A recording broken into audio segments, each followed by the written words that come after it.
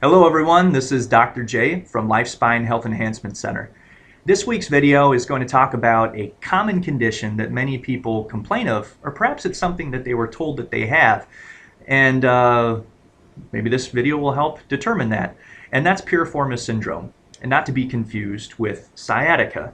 And they both have very similar qualities and similar symptoms, but they need to be treated very, very differently.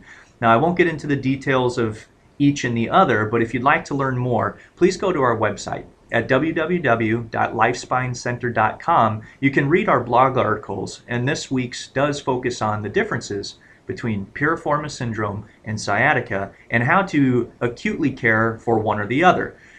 Whatever the case may be, if you're experiencing low back pain, please do not just simply read the exercises and perform the stretches and feel better, because that is a short-term solution, but it needs to be paired with a long-term plan, and that may involve some specific retraining, perhaps in the way that you work, the way that you do your recreational activities such as running or hiking or jogging, or perhaps it needs to be a specific rehabilitation program that will target key areas of weakness and instability in your body that will prevent future relapse of that piriformis muscle becoming very tight and in spasm and causing the low back pain that you could be experiencing.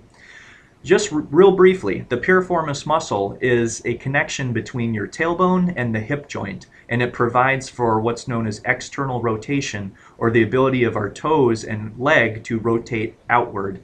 And one sign that you could have piriformis syndrome is a deep pain underneath the glute muscle, kind of right in the middle of your buttocks. And that could be a sign that that piriformis muscle is in a locked, contracted position and it's unable to relax for a variety of reasons. But that reason is very important.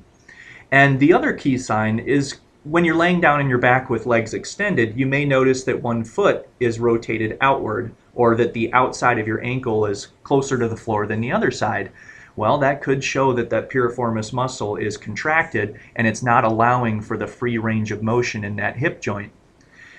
Anytime range of motion is impaired, whether it's through a spastic muscle or a weak muscle or a subluxation perhaps in the spine that's limiting the free motion of those bones, pain is always going to be a common symptom.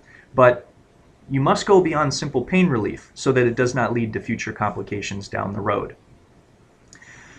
One key thing also in my clinic is that although we do prescribe stretches for Piriformis Syndrome, which you can read about on our blog article, that is just a short-term pain relief treatment. It is not designed to fix the problem, and oftentimes a more in-depth motion analysis and functional assessment of movement patterns needs to be implemented so that we can see how you're using your muscles appropriately, or if you're using them in a way that are causing these imbalances to return on a chronic basis.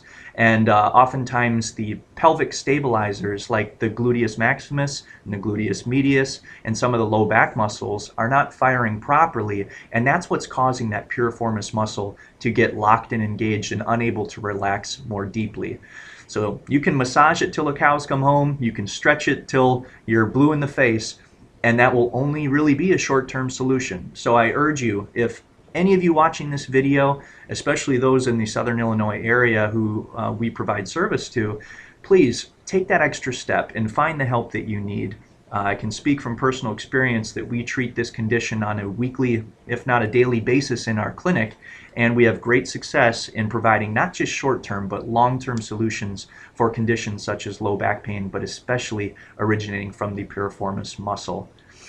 So please follow the information I provided. Visit our website. Again, that address is lifespinecenter.com, and on the top border you can go to the blog tab and read more about this condition, but also it's updated on a weekly basis, so you can learn about a wide variety of different health-related issues that we would love to help you with.